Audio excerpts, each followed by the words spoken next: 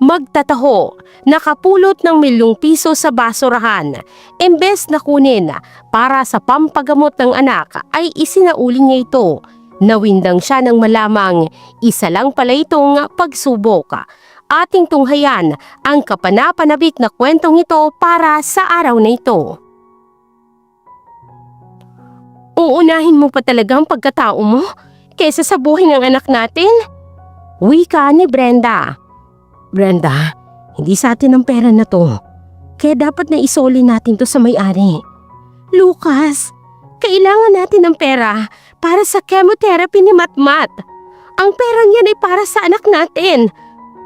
Hindi natin gagamitin ang perang yan, Brenda. Hindi ako papayag na gamitin natin yan. Hindi sa atin ang perang yan. Kaya hahanapin ko ang may-ari ng perang yan at isusoli ko yan. Isa ka talagang walang kwentang tao kahit kailan, Lucas. Tama talaga si Mama Cedes. Nang sabihin niya sa akin na hiwalayan ka, mas uunahin mo pa talagang dignidad mo kaysa sa buhay ng anak natin? Pwes, maghiwalay na tayo. Kung hindi mo ibibigay sa akin ang malaking pera na yan, pangpagamot yan ng anak natin. Brenda, hindi kakayanin ng konsensya ko na gamitin ang pera na hindi sa atin. May Diyos sa langit na nakatingin sa atin at siyang may hawak ng buhay ni Matmat. Mahigit 1,000,000 yan, Lucas. Malaking pera na yan na pwedeng bumago sa buhay natin. Nasa 150,000 lang ang kailangan natin para sa kemo ni Matmat. Bahala na kung magalit ka sa akin. Basta ibabalik ko ang perang ito. Bahala na ang Diyos. Makakahanap din ako ng pambayad para sa pampagamot ng anak natin. Ito at ganitong tao si Lucas Del Rio, isang taong may prinsipyo at paninindigan sa buhay. Mag-isang pinalaki ng ina dahil maagang namatay ang kanyang ama. Matapat na magtataho na nangangarap na umasenso sa buhay balang araw. Bagaman isang abogado at may pinag-aralan ay hindi pinalad na makapasok ng magandang trabaho. Kaya sa pagtataho na lamang siya nakahanap ng kabuhayan para sa pamilyang umaasa sa kanya. Sinasabing honesty is the best policy. Ano nga ba ang paiiralin mo? Ang katapatan o ang perang ngayon mo lang nahawakan sa tanan ng buhay mo at nakita mo lang? Tunghayan natin ang kwento ng buhay ni Lucas sa kanyang pagiging matapat at pagiging mabuting magtataho. Lucas, saan ka na naman pagaling? Kanina pa kita hinahanap. Si Matmat nasa emergency room na naman. Wika ni Brenda, naka-live-in partner ni Lucas Del Rio. 6 na taon ang pagsasama nila. At 6 na taon na rin si Matmat, ang anak nilang may leukemia. Si Brenda, matagal na naging kasintahan ni Lucas mula pa noong college sila. Anong sabi ng doktor? Kumusta ang anak ko? Kailangan niya na ng kemo ngayon na. Kulang pa yung halagang naipon natin sa paghingi natin sa kawani ng gobyerno. Yan ang nga bang sinasabi ko sa'yo eh. Pero nagpabuntis ka talaga sa lalaking pobre na yan. Kaya magtiis ka, Brenda. Ma, pwede ba? Tumahimik ka na muna. Kung wala ka namang maitutulong sa problema namin. Lucas, ano na? May konting pera ako rito. Pinahiram ako ni Tina. Puro ka na lang utang, utang! Ay mabuti pa sa'yo si Anthony. Nagtatrabaho na sa malaking kumpanya ng ninong niya. Sinasabi ko naman kasi sa'yo, Brenda. Mamumulubi ka lang sa lalaking yan. Ma, makakahanap din ako ng pera para sa gamutan ng anak ko. Ay, saan ka naman hahanap ng ganyang kalaking pera, Aber? Mamamatay na ang apo ko sa kapabayaan ninyo. Sinasabi ko na kasi sa'yo noon, diba mag-abroad ka, pero hindi ka nakikinig. Wala ka namang ama na maaaring tumulong sa'yo. Ang ina mo naman, umaasa lang din sa'yo. Ay naku, ang sakit niyo sa ulo. Ayoko pong malayo sa pamilya ko, Ma. Kapag nasa abroad ako, hindi ko makikita si Brenda at ang anak namin. Ay, anong ipapakain mo sa kanila? Yang pagtataho mo? Kulang pa nga yan sa inyo ng ina mo kung tutuusin. Tapos ngayon may sakit pa ang apo ko. Gagawin ko ho ng paraan. Ang sabihin mo, wala ka talagang kwentang lalaki. Kaya hanggang ngayon, hindi kita matanggap sa buhay namin. Hindi ko alam kung anong ipinakain mo sa anak ko at pinili ka talaga. Tama na. Nakakahiya. Nasa ospital tayo. Maririnig tayo ng mga tao. Nakakahiya ba yung nagsasabi ako ng totoo? Heto ng pera, Brenda. Bayaran mo na lang kailangan bayaran. Kakausapin ko lang si Matmat. Naiwan na lamang si Cedis sa labi ng ospital na nanggigigil. Inis si Cedis sa kanyang manugang na si Lucas. Hindi niya masaisip kung papaano nga bang minahal ito ng kanyang anak. Sa dinami-dami ng nanliligaw kay Brenda, ay sa isang magtataho talaga ito bumagsak. Mabuti pa si Anthony na kapitbahay nila ay nagtatrabaho na sa malaking kumpanya sa bayan. Kaya habang hindi pa nakakasal sina Brenda at Lucas, ay ilalayo niya ng anak niya sa lalaking magtataho. Walang mapapala ang pamilya niya sa isang kagaya ni Lucas na mahirap pa sa daga. Habang sa dikalayuan, naniningkit ang mga mata ni Don Virgilio na nakatitig sa pamilyang nagtatalo sa may labi. Awang-awa si Don Virgilio sa lalaking pinapagalitan ng biyenan sa kahirapan. Kahit mayaman si Don Virgilio ay hindi niya gusto ang ugaling mapagmataas at mapagkutsa sa kapwa. Imbestigahan mo ang magtataho na yan, Agustos. Gusto kong malaman ang lahat tungkol sa buhay niya. Naawa ho ako sa kanya, Don Virgilio. Mag-iisang buwan na yata ang anak niyang may leukemia. Kailangan daw makemo pero mukhang mabait naman ang taong yan. Nakausap ko na yan minsan sa labi kapag nagbabantay ho ako sa inyo. Napatango-tango na lamang si Don Virgilio at nakikinig kay Agustos. Lahat ng tungkol sa buhay ng lalaking yan, nais kong malaman, Agustos. Copy po, Don Virgilio. Mula sa dikalayuan, natatanaw ni Don Virgilio ang lalaki na pumasok sa Pedia Cancer Ward. Naaawa siya sa lalaking yon para bang kinukuyumos ang puso niya dahil sa sakit ng pananalita ng ginang na kaharap ng lalaki. Inaalipusta nito ang magtataho dahil lamang sa kahirapan nito.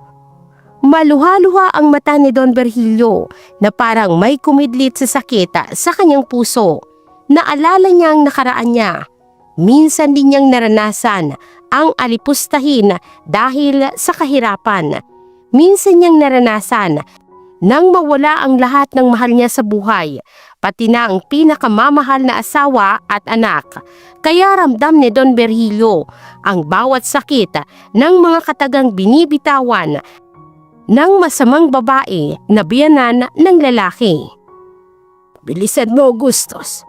Ayokong mahuli ang lahat sa buhay ng lalaking yan. Ayokong maranasan niyang sakit na naranasan ko noon sa pagkawala ng pamilya ko. Opo, Don Virgilio. Kaagad na itinulak ni Agustos ang wheelchair ni Don Virgilio papasok ng kwarto nito. Si Don Virgilio, isang bilyonaryo sa bayan ng Santa Fe, pero lingid sa kaalaman ng lahat, sa nakalipas na 20 taon sa buhay ni Don ay isa siyang magbubuti at namumulot ng basura sa paligid ng bayang ito. Umasenso siya sa sariling sikap pero sa kabila ng lahat, nawala sa kanya ang lahat. Una, ang asawa niya na sumama sa ibang lalaki. Pangalawa, ang anak niyang namatay dahil sa sakit dahil wala siyang pampagamot. Sa ngayon, may taning na ang buhay ni Don Virgilio at wala siyang mapag-iwanan ng malaking kumpanya niya at mga ari-arian. Akong nasasaktan sa pinagdadaanan ng magtatahong yun. Kaya kapag nakikita kong may mabuti siyang kalooban, tutulungan ko siya sa abot ng makakaya ko. Samantala, sa bahay naman ni Lucas ay umuwi doon si Brenda para kumuha pa ng iilang gamit ng kanilang anak. Kailangan niya ring maligo dahil sa ilang araw na siyang nanlalagkit sa ospital. Napapabugan na lamang siya ng hangin nang matanaw ang kotse na nakapark sa labas ng bahay ni Lucas. Kotse yun ni Anthony. Malamang, naroroon na naman si Anthony para kausapin ang ina niyang si Cedes. Oh, ay mabuti naman at nakauwi ka na. Kumusta ka? Malita ako na sa ospital pa rin daw si Matmat. Kailangan niya kasi makemo. Saka, matagal-tagal na gamutan talaga. Tutulungan kita sa bagay niyan, Brenda. Sinasabi ko naman sa iyo noon pa. Nakahanda akong tulungan ka. May asawa na ako, Anthony. Alam ko. Pero hindi pa naman kayo kasal. Bakit ka ba nagtitiis sa kanya, Brenda? Matagal na akong may gusto sa iyo. At nanliligaw na rin sa iyo. Napangiti na lamang si Brenda ng malungkot. Alangan namang kung pipilitin niya ang sarili niya na pakisamahan nito ng dahil lamang sa pera, gayong si Lucas naman talaga ang kanyang mahal. Mahal ko si Lucas, Anthony. Nako! Makakain ba yung mahal-mahal na yan? Kita mong sobra ng kahirapan mo kasamang lalaking yan. Abay titiisin mo pa rin talaga. Hindi ganun kadali ang lahat, ma. May anak na kami ni Lucas at may sakit si Matmat. O habang buhay mo nang titiisin ang lahat niyan, Brenda. Kung ako sa'yo, iwanan mo na ang asawa at anak mo. Pabigat lang yung lalaking yan sa buhay mo. Napapabuga na lamang ng malalim na hininga si Brenda na iniwan ng ina at si Anthony sa sala ng bahay nila. Nang dumating siya sa kwarto nila, napapatulo na lamang ang kanyang luha dahil sa kinasadlakan niyang sitwasyon. Noong nagpasya siyang sumama kay Lucas, ay hindi niya naisip na magkakaroon ng ganito kalaking problema. Sa loob ng 6 na taon nilang pagsasama ay hindi pa sila naikasal ni Lucas. Ayaw niya rin kasi ng simpleng kasal. Nais niya ng isang ingranding kasal. Iminungkahi noon sa kanya ni Lucas na magpakasal na sila sa kasalang bayan. Pero ayaw ni Brenda ng ganoon. Pangarap niya kasi ang magkaroon ng ingranding kasal simula pa noon. Pero mahal niya si Lucas, kaya siya nagtitiis na kasama ito. Hanggang kailan niya kaya matitiis ang kahirapan na kasama ang lalaki? Hindi niya alam. Minsan ay gusto niya nang takasan ng lahat ng problema. Ang sumama kay Anthony at kalimutan si Lucas. Samantala, sa ospital ng Santa Fe, napapangiti na lamang si Lucas na sinamahan si Matmat sa playground ng ospital. Naroon din ang iba pang pasyente na may cancer na sumasagap ng preskong hangin. Mahina pa ang katawan nito pagkatapos ng isang sesyon ng chemotherapy. Pero nagpupumilit itong lumabas sa playground. Kaya naman pinagbigyan na lamang siya ni Lucas. Nangako naman itong manunood lang siya sa mga batang naroon at hindi ito maglalaro. Anak, mag-iingat ka ha. Hindi ka pwedeng maglaro. Opo, Papa. Pagod na pagod din po ako. Ginulo na lamang ni Lucas ang buhok ng kanyang anak. Good boy. Kapag gumaling ka na, anak, pangako ko, maglalaro tayo sa park kahit araw-araw pa. Napakalapad naman ang ngiti na gumuhit sa labi ng bata. Promise po, Papa. Oo naman. Pangako ni Papa yan sa'yo. Isasama din po natin si Mama at si Lola Tess. Huwag na nating isama si Mami Cedes. Nakakatakot yun eh.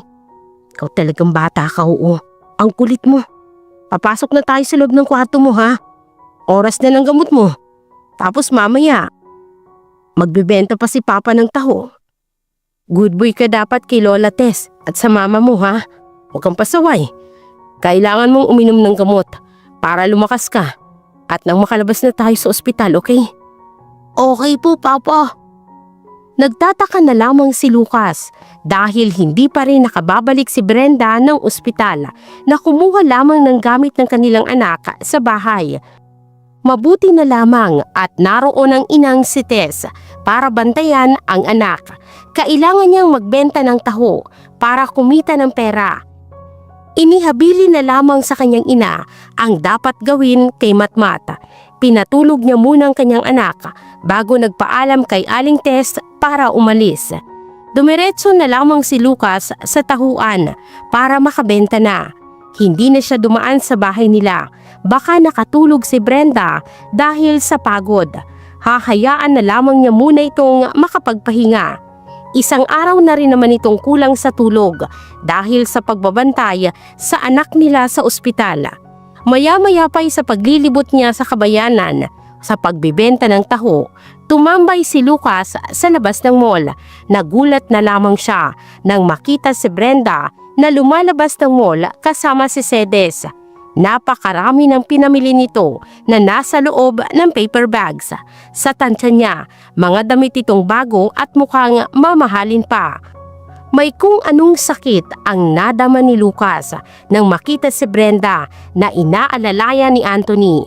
Si Anthony pala ang kasama ng mga ito. Nagawa ni Brenda na mag-enjoy sa loob ng mall habang ang kanilang anak ay nasa ospital. Brenda, anong ginagawa mo rito? Lucas, mahal, isinama ko ni na Mama at Anthony. Akala ko ba, nasa bahay ka at nagpapahinga. Kailan ka pupuntang ospital? Matalim ang mga mata ni Lucas na nakatitig sa mga pinamili ni Brenda. Nagawa pa nitong mag-shopping sa mall habang nasa ganito silang sitwasyon. Ano bang inaarte-arte mo? Inilibre lang kami ni Anthony na mag-shopping sa mall. Ikaw, ilang taon na ba kayong magkasama ni Brenda? Ni isang beses siguro, hindi man lang kayo nag-shopping. Ni hindi nga makabili ng mamahaling mga damit.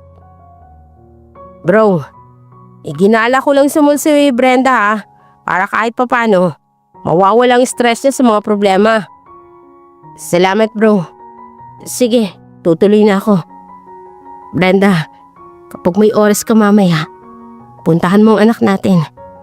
Si Inay Tess lamang ang naroon sa ospital. Wala silang kasama. Mukhang hindi ka naman pala pagod. Halata ang lungkot at pagkadismaya sa boses ni Lucas para sa kanyang asawa. Hindi naman sa ayaw niyang lumigaya ito, pero hindi lamang niya inaasahan na sasama ito kay Anthony. May parte ng puso niya ang nasasaktan sa nakikita niyang eksena na inaalalayan ng ibang lalaki ang kanyang asawa.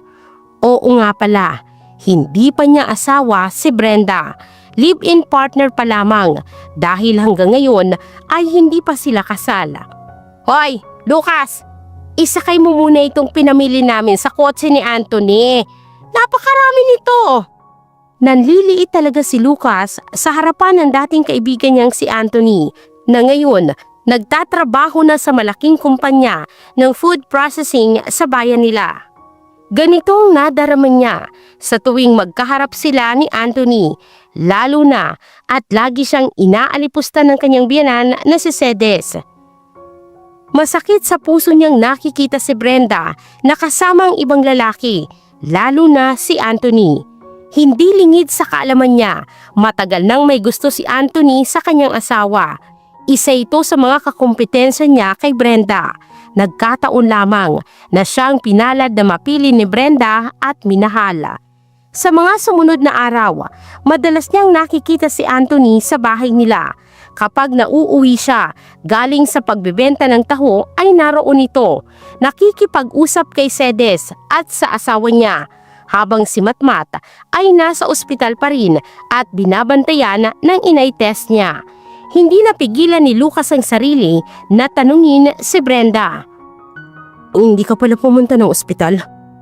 Masama ang pakiramdam ko, mahal. Masama palang pakiramdam mo. Bakit hindi ka nagpahinga? At narito ka't busy-busy sa pag-iistima sa bisita mo. Hindi napigilan ni Lucas ang sarili na sumbatan nito. Naratnan niya kasi si Brenda at Anthony na nagtatawanan habang sweet na sinusubuan ni Anthony ng Maha Blanca si Brenda. May problema ba, Lucas? Inis na singhala ni Brenda. Bro, huwag mo namang masamain ang nakita mo. Wala namang problema sa'yo, bro. Ako lang ang may problema. Yung anak ko kasi, nasa ospital. Habang ang asawa ko, nandito sa bahay at nagre-relax. Hoy, Lucas! Hindi mo alipin si Brenda ha, para utos-utusan mong bantayan ang anak mo sa ospital. Alam mo, hindi sanay si Brenda sa amoy ng ospital. Hindi ko inaalipin ang anak mo, ma. Pinapaalala ko lang sa kanya na may anak siyang may sakit sa ospital. Mukha kasing lubusan siya nag-i-enjoy sa piling ni Anthony. Isang malakas na sampal ang dumapo sa pisngi ni Lucas mula kay Brenda. Sandaling tila nagulat naman si Lucas sa ginawa ng asawa niya. Ito ang kauna-unahang pagkakataon na sinampal siya ni Brenda. Sumusobra ka na, ha? Alam mo bang hirap na hirap ako? All these years nakasama ka. Ilang taon ako nagtiis, Lucas. Nangako ka sa akin na magsisikap kang makahanap ng magandang trabaho. Isa kang abogado. Matalino ka, pero wala kang trabaho. Nagtitinda ka lang ng taho. Alam mo bang hirap? Ha? Alam mo ba, hirap na ako? Hindi makapagsalita si Lucas sa sinabi sa kanya ni Brenda. Nangilid ang luha sa mga mata nito. Pero tama bang isumbat nito sa kanya ang kahirapan niya? Gayong hindi naman ito bulag na nakikita na mahirap siyang tao simula pa noon. Nagsusumikap na makapagtapos ng pag-aaral, trabaho sa gabi, aral sa araw. Dahil wala siyang ama at kasama ng kanyang inay Tess sa pagpapalaki